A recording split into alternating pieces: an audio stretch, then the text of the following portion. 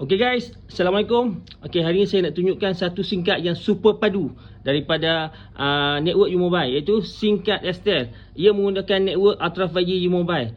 Okey, kita tengok dia punya internet ya. Rugi kalau siapa yang tak pakai. Line dia memang sangat-sangat laju dan sangat padu serta sangat stabil. Okey, boleh tengok dia punya speed dia. Okey, kalau nak layan movie ke, nak layan bola ke, memang sangat tak ada masalah dan susah nak lag.